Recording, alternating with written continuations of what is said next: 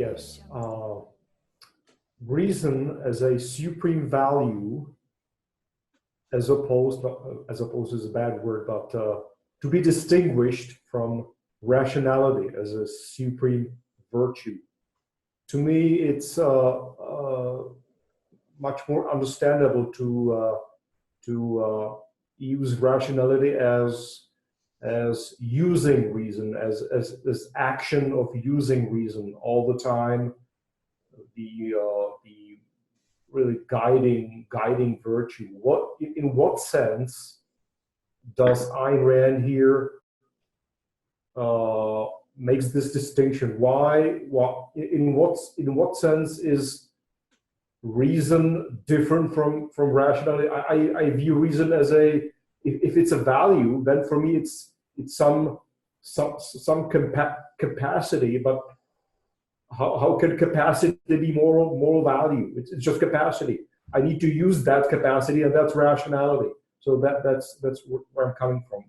In what sense is it important to distinguish these? Thanks. Okay, so that's a good question, and it takes us right into what I wanted to turn to next, which is thinking a little more specifically and concretely about these as reason, purpose, self-esteem as values, and of the emphasis being placed on them as values. And it's right to think about it to think about reason in connection with rationality. And there's a perspective part of the perspective that you get in OPAR of rationality is the means to the achievement of the value of reason. So there's an intimate connection, but I think it's very important to have it as reason, and to get that what objectivism is arguing.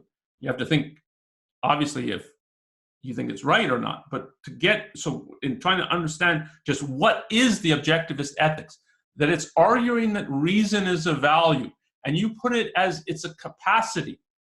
And I wouldn't put it quite, when it's talking about it, reason as a value, it's talking about it as a developed capacity. Or if you think of reason as a faculty, it's thinking of it as the development and maintenance of that faculty, not just the faculty as a capacity, but of the capacity actualized. So, but this is part of what it means that this is a very abstract perspective on so you can think that you need to be rational in the pursuit of particular goals. So I need to be, I'm a foreman on a automotive plant. I need to be rational when I'm there at work, and then one of my hobbies is mountain climbing, and I need to be rational when I do that. So the perspective and the objective is certainly not denying that, but the perspective that it is urging is precisely because thinking is so you can put it as thinking is one's tool of survival, or reason, but in the sense of reasoning is the basic means of survival.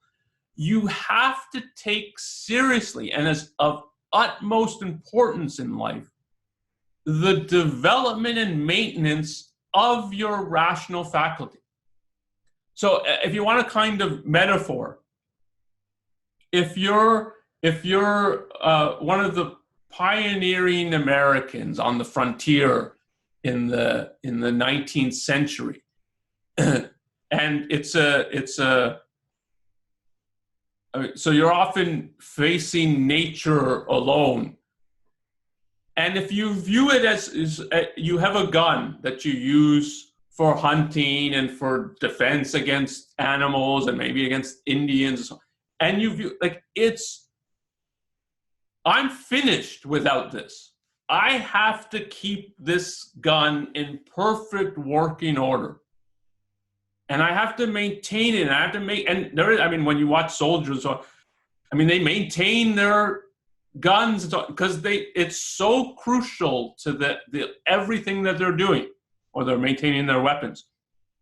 And it's that same perspective, but wider, on that your rational faculty is the key to all your successful action and all your particular and more concrete pursuit of values.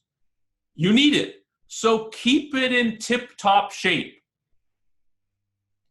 And I mean, it's stronger than keep it in tip-top shape, but that's the perspective. And this is part of, like, it's a further level of abstraction of getting that, and this is the similarity to the issue of getting that, okay, there's logic as principles of thinking applicable to everything. You use your conceptual faculty and your reason and so in all kinds of areas, and it's getting a further abstract perspective of, so you can think about the achievement and maintaining of this regardless of the specifics and the concrete things and actions and values and the stuff I think about and so on. And you can have this perspective on it as it's this functioning that makes possible all these other things, or that is involved and underlies all these more specific value pursuits and so on, and things that may be specific to my life and not applicable directly to other people's lives. And I have certain values and pursuits, and I'm thinking about certain things that other people aren't. But you can have a perspective that nevertheless there's something that is the same in regard to everyone. And that is what it means to isolate reason as a value. So look at I'm going to give you of something that I assigned as the reading of the way Dr. Peikoff puts it. And it's getting this, it's stressing the issue of it as, thinking of it as a value.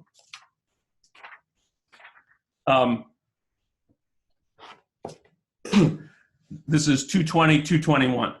To value reason is the opposite, not only of rejecting it, but also of accepting it dutifully. In regard to the mind, the objectivist is not disinterested or grudging. He does not say, I myself would rather be irrational, but since A is A, I agree not to hold contradictions. On the contrary, grasping the vital role of consciousness, and that should connect with what Ayn Rand is talking about in the objectivist ethics. On the contrary, grasping the vital role of consciousness, he awards reason the fundamental place in his personal value structure, and personal is italicized. He is the man who cherishes his means of survival.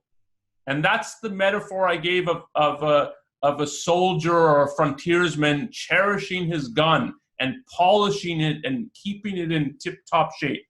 So continue. He is the man who cherishes his means of survival, who recoils from the prospect of subverting it, who was uplifted by the spectacle of dry objectivity. And then he quotes Ayn Rand, and this is a really important formulation of hers. The noblest act you have ever performed, said Ayn Rand, is the act of your mind in the process of grasping that 2 and 2 make 4. Close the quote from her, and then Dr. Peikoff writes, she did not intend the statement as hyperbole. Close quote. Or actually, let me read the next paragraph. The magnificent fire in Ayn Rand's ethics, her inspiring affirmations of man the hero, creative work, selfish joy, individual liberty, all of it is a derivative. The root is the primary moral estimate of objectivism, its estimate of reason. Close quote. But this is the stressing of reason as a value and of it as being a personal value to an individual. But it's from this wider perspective of grasping, but of grasping it in a personal way, the connection of reason to one's life, that is to the achievement or to the pursuit and achievement of values, and then of recognizing that it's this within me that makes it possible, and it's this then that I have to develop or put it to gain and keep. And it's really thought of as a value. It's you have to gain and keep reason. That is a rational faculty that is actually operating properly. And regard this as a goal that is to be achieved and maintained. And so it's important that it's not being placed just in the category of virtue, but it itself becomes a goal.